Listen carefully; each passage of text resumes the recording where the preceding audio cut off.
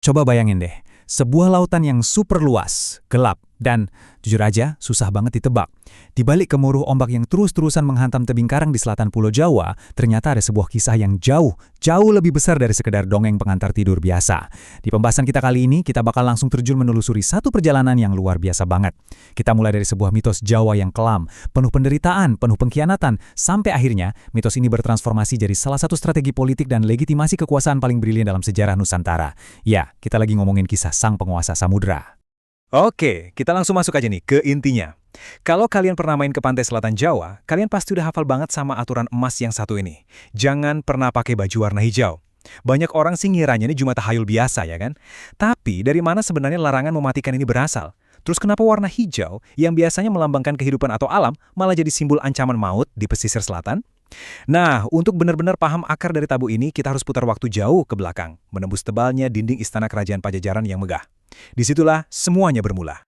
Bagian pertama, tragedi Putri Kandita, pengkhianatan di kerajaan Pajajaran. Jadi, kejatuhan Putri Kandita, putri tunggal kesayangan Prabu Siliwangi yang cerdas dan baik hati ini, terjadi dengan sangat cepat dan jujur aja brutal banget. Kesempurnaan sang putri ternyata bikin salah satu selir ambisius bernama Dewi Mutiara cemburu buta. Lewat bantuan penyihir sakti, Putri Kandita diserang kutukan ilmu hitam. Cuma dalam semalam, kecantikannya hancur karena penyakit kulit berbau busuk. Ayahnya sendiri, Prabu Siliwangi, karena takut aib dan didesak para penasihat istana, terpaksa mengusir Kandita. Bayangin putri yang tadinya hidup di istana ini harus berjalan tanpa arah selama 7 hari 7 malam. Nahan sakit, nahan lapar di tengah hutan belantara, sampai akhirnya takdir ngebawa dia ke tebing karang tinggi di pesisir Samudra Selatan. Di titik itulah keputusasaannya berujung pada sebuah lompatan yang pada akhirnya mengubah sejarah. Pas sang putri lagi terlelap di atas tebing karang, benar-benar kelelahan dan nyaris kehilangan semua harapannya, tiba-tiba ada suara agung yang bergema dari kedalaman samudra. Suara itu berbisik misterius banget, terjunlah ke dalam pelukanku, menyatulah dengan air samudra, maka aku akan mengembalikan kecantikanmu dan memberimu kekuatan yang melebihi manusia biasa. Berinding gak sih dengernya?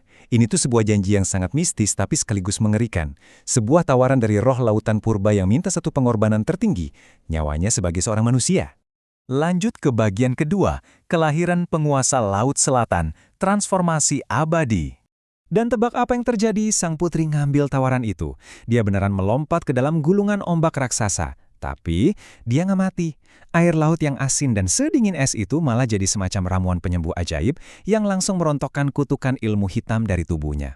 Nah, yang paling menarik dari perbandingan ini adalah melihat seberapa gila skala transformasinya. Dari seorang putri Kanindita, manusia rapuh yang dikhianati, dibuah keluarganya dan menderita habis-habisan, bangkitlah sosok Nyi Roro Kidul. Sebuah entitas abadi dengan mahkota dari karang bercahaya, sosok yang bisa mengendalikan ribuan jin, merintahin badai, dan punya istana emas di dasar samudra. Penderitaan masa lalunya sama sekali nggak menghancurkannya. Justru luka terdalamnya itu yang jadi sumber kekuatan absolutnya yang sekarang nggak tertandingi. Masuk ke bagian ketiga, pelindung dan penghukum umat manusia, dualitas psikologis sang ratu. Transformasi ekstrim tadi otomatis ngebentuk psikologis sang ratu jadi sangat-sangat kompleks. Gini, dia tuh bukan sekedar entitas yang murni jahat atau murni baik ya. Sisa-sisa kemanusiaannya, rasa sakit karena pernah dikhianati sebegitu parahnya, bikin dia punya dualitas yang tajam banget. Di satu sisi, sebagai pelindung, dia nggak segan-segan ngasih berkah tangkapan melimpah buat nelayan yang rendah hati dan ngehormatin alam. Tapi buat manusia yang serakah, wah habis kalian. Dia bisa dengan gampang nenggelemin kapal mereka. Konsep keadilannya tuh benar-benar mutlak dan gak kenal ampun.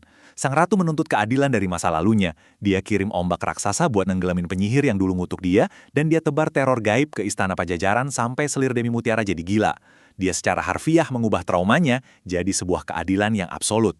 Nah, dualitas yang tegas inilah yang akhirnya menjawab misteri tabu warna hijau di pesisir selatan tadi. Di istananya di dasar laut sana, sang ratu itu selalu pakai gaun yang ditenun dari sutra laut berwarna hijau zamrud. Warna hijau bagi beliau adalah simbol kedaulatan mutlaknya atas samudra. Jadi kalau kalian datang ke wilayahnya dan berani-beraninya pakai baju hijau, itu bukan cuma soal kebetulan gaya atau fashion faux pas. Di mata sang ratu itu adalah bentuk lancangan, sebuah pembangkangan mutlak. Hukumannya sangat jelas. Ombak bakal narik kalian ke dasar samudra untuk dijadikan pelayan atau prajurit abadinya.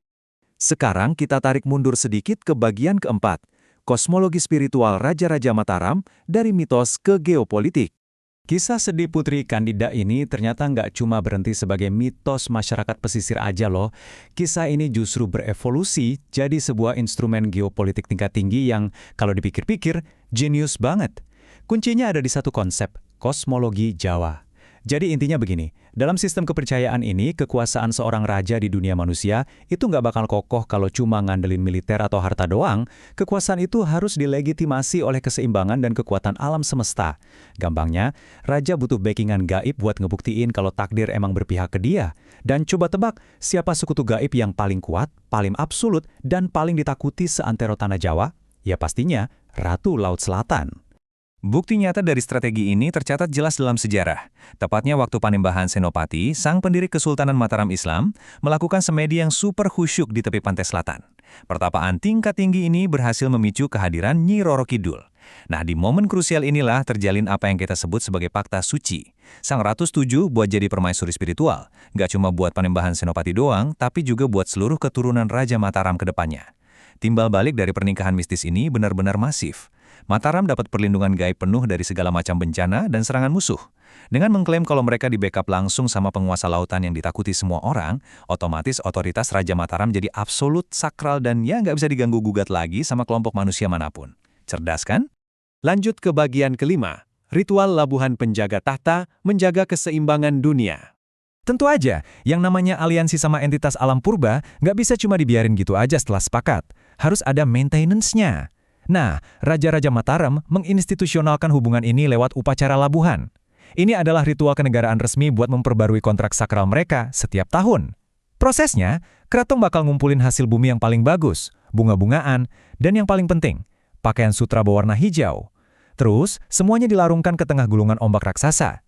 Jangan salah, ini tuh bukan sekedar tradisi buang sesajen ya. Ini adalah bentuk diplomasi politik tingkat tinggi antara dunia manusia dan penguasa alam gaib. Lewat ritual labuhan, kerajaan pada dasarnya lagi ngasih semacam statement publik yang tegas. Hey, aliansi gaib kita masih kuat loh. Yang artinya, stabilitas kekuasaan raja di tanah Jawa ini dijamin sepenuhnya sama kekuatan alam itu sendiri. Kalau dipikir-pikir lagi, luar biasa banget ya. Dari luka batin dan penderitaan tak tertahankan seorang putri yang dikhianati, malah lahir sebuah mitos epik yang terbukti mampu jadi penopang utama legitimasi kekuasaan raja-raja besar di Jawa selama berabad-abad. Legenda soal gimana Putri Kandita bertransformasi jadi Nyi Roro Kidul ini emang benar-benar sebuah mitos yang akan hidup abadi terus bergerak selaras dengan pasang surutnya lautan. Kisah ini tuh kayak semacam pengingat konstan buat kita semua. Keseimbangan alam purba itu nyimpan kekuatan yang jauh-jauh lebih masif dari sekedar intrik politik manusia manapun. Sebuah keseimbangan yang mutlak harus kita hormati. Jadi, pada akhirnya, sejarah politik dan mitologi mistis itu seringkali melebur tanpa batas yang jelas kalau kita udah ngomongin ombak Samudra Selatan. Makanya, lain kali kalian jalan-jalan, berdiri di tepi pantai selatan nih, pas kalian menghadap ke arah ombak yang menderu keras dan ngerasain embusan angin pesisir yang asin itu, coba deh tanyain ke diri kalian sendiri. Apakah kalian cuma lagi ngelihat sebuah fenomena alam yang biasa-biasa aja? Atau, jangan-jangan, kalian lagi menatap langsung ke dalam mata sang ratu abadi yang gak pernah tidur? Bikin merinding kan? Sampai jumpa di pembahasan kita selanjutnya.